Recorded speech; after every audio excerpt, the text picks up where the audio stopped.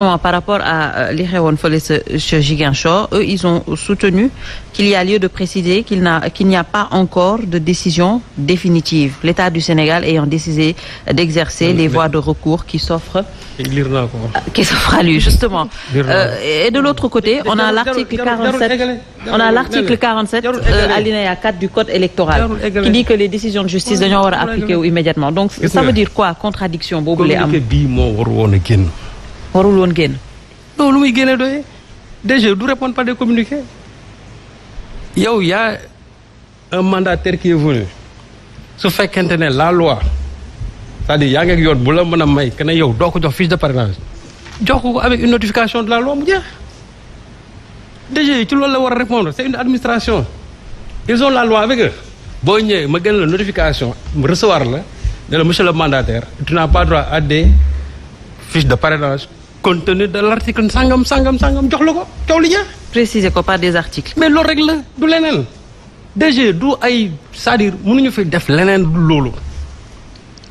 et je suis désolé nag doyen Ndiaye quand vous dites que droit dañ koy interpréter non c'est-à-dire en matière de en la matière dañ ne il n'y a pas d'interprétation là où la loi est claire.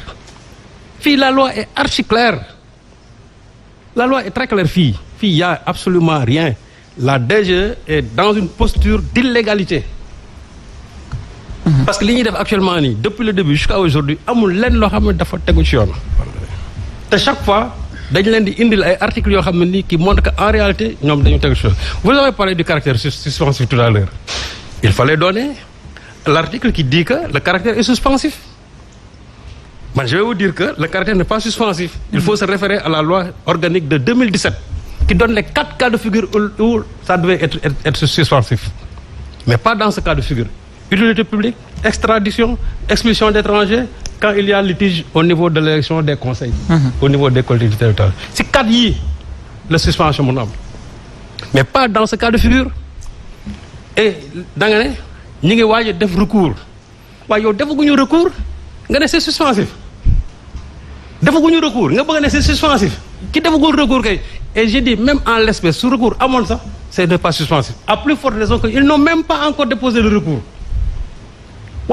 Déjà, moi, comment dirais-je, je ne sais pas, nous avons faculté du sentir. Et puis, vous savez ce que moi. Vous avez une décision de justice. Vous avez droit à des fiches de parrainage. Vous avez une loi qui exécuter la loi.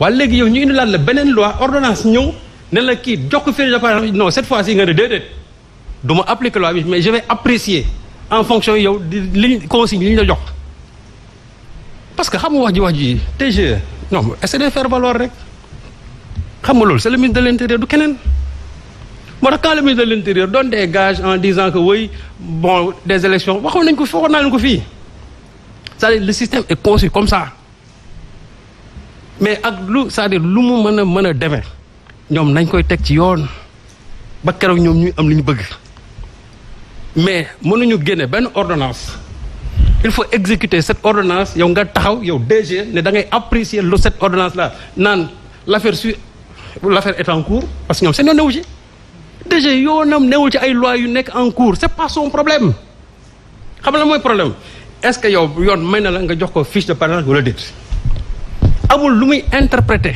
il n'a absolument rien à interpréter li ko war mooy y a une décision de justice qui a été rendue na ko appliquer tel quel léegi maintenant la suite ñoom bés bu ñu defee seen recours au niveau de la Cour suprême su ñu demee foofu ñoom ñu invalider en ce moment là ñu mën a xam la suite des choses mais ñoom pour l'instant seen yoon newul ci am mbir mi donc DG li ma gën a metti mooy communiqué bii ñuy génne pour lan la yow kay bala ngaa génne communiqué tu as la loi avec toi Ayib Daffé ñëw na mais recevoir ko.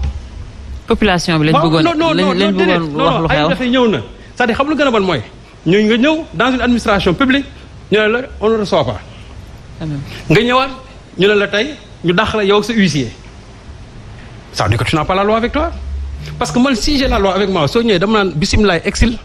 nga ñëw toog wax man la sëñ Ayib mënu ma laa jox fiche yi parce que lii loi bi lii code électoral bi nangam ak nangam notifié la ko jox la kayit ne la am soo génnee nga am loo wax nga ne kayit gii la ma jox c'est discutable c'est pas discutable. Et mais ça, yow lan la war def nga ko. et ça c'est le problème de l'administration sénégalaise. mais dama ne ku ko def DGE wala feneen yaa ko tey. sont pareils. DGE à la place de se communiquer il devait sortir une notification administrative jox ko Ayib Daffé comme nga yow xam nga ne yow tu as la loi avec toi wala lan moo fi jar kii bu ñëwee nga laxatu ko ne aujourd'hui on ne reçoit pas suba nga ne nga mu ñëw nga daxaat ko. ba pare yow ci ginnaawam tu sors un communiqué pour dire qu'il y a pas lieu de polémique si les gens vont polémiquer xamul tax parce que la loi a été violée te xam lu ci métti mooy attention c'est toute une institution qui est attaquée aujourd'hui. Ah bon? Ah oui, c'est l'institution judiciaire dans son ensemble qui a été attaquée. Une décision de justice rendue par un magistrat souverainement, une administration taxaw qui n'a aucun pouvoir juridictionnel taxaw daal di ne loolu du ma ko def ça c'est l'exécutif qui attaque le judiciaire. Et je me dis que tey dans les normes le patron de l'institution judiciaire qui est le président de la Cour suprême devait être accompagné par le procureur près de la commandant général près de la Cour suprême dañu war a taxaw wax ci lii parce que quand en France quand Hollande avait traité la magistrature de décision de lâcheté. On a vu ce qui s'est passé. Le président de la Cour de cassation le premier président de la Cour de cassation accompagné par le procureur général de la Cour de cassation dañu dem ba biir Élysée fekk ko fa wax ko lu mel ni xamee parce que boobu ils ont dit que l'institution judiciaire a été attaquée. D'accord. Fii nag c'est l'institution qui est attaquée parce que décision bu ñu. Et tu penses qu'il y aura une réponse de leur part? Oui mais dama ne loolu moo war. D'accord. C'est-à-dire que loolu moo war parce que gis c'est pas du Saba si fay lañu attaqué ah. C'est toute une juridiction. xam nga ku ñu néewal doole c'est-à-dire c'est la justice tey moom lañu jël moom la ñu néewal doole te ñoom nag institution la de institution la c'est une institution. Très bien. Voilà. Alors avant may ñëw ci Aliou Maïmouna on a vu que la loi quand même est très claire suñu gisee communiqué DGE gis justement l'article 47 dernier alinéa on a vu cette contradiction qu'on peut quand même ku ñu mën a gis clairement alors est-ce que da nga jàpp ne aujourd'hui comme ni ngeen ko yàgg waxee c'est toujours un acharnement contre Ousmane Sonko lañ nekk di wéyal ba tey. Effectivement ne xam nga nag Sénégal moom réew démocratie la c'est vrai que wax sa xalaat bi dafa bare ci plateau yi beaucoup de gens font des chroniques wax sa xalaat les vendredis surtout tey mais quand même ñun ñu ngi sant bi ñu commencé def politique ba léegi li ñuy wax dañ koy étayer fii kenn taxaw fi di interpréter ak di joxe sa xalaat ci loi la loi électorale dafa claire loi électorale claire moo tax ay nit am sañ-sañ di boddi ay nit ci fichier électoral teg ko ci loi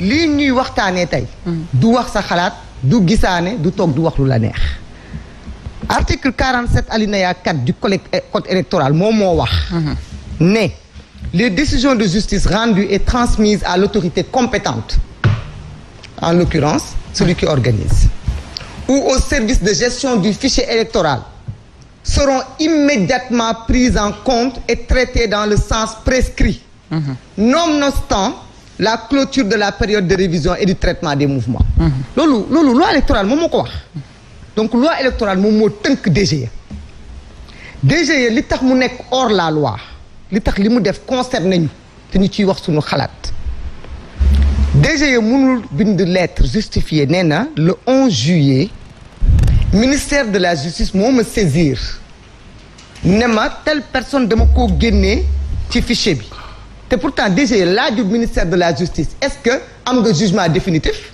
ndax ministère de la justice amul jugement définitif tegu ko sax ci jugement génnee boobu mu ko génnee contumace le contumace c'est entre vos mains à l'hôpital signifié wu leen ko mais la DGE a exécuté sans demander la garantie au ministère de la justice qui l'a saisi le 11 juillet na ko jox les pièces justificatives ku wone ni lii ma nga may defloo est-ce que c'est définitif ou pas amul sañ-sañ bi parce que dañ ko indil une décision mu exécuter ko de la même manière su ko même justice boobu à moins que nag ñu bëgg ñu wax ministère de la justice c'est un ministère politique qui est différent des magistrats nañ ko wax mu leer ndax ñun loolu lañ yàgg wax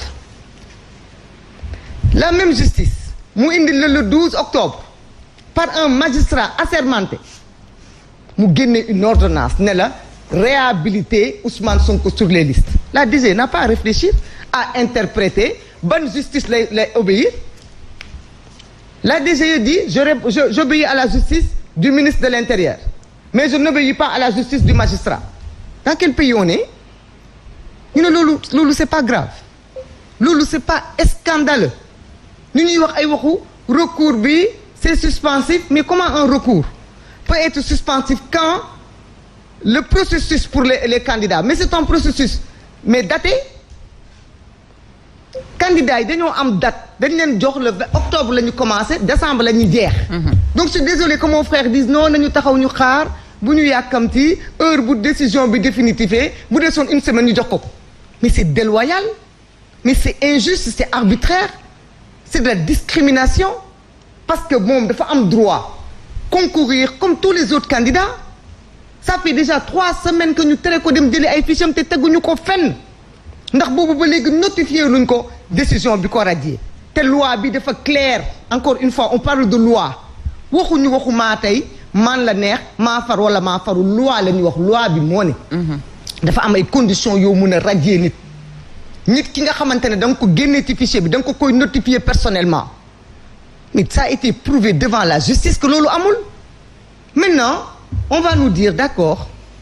Justice bi daal comme c'est la première fois dans l'histoire politique Ousmane Sonko am décision de justice on est parti jusqu'à dire que juge boobu dafa far dafa bokk dafa am fu mu far moo tax mais tey ñu toll fu nga xamante ne l'administration ba ci pénitence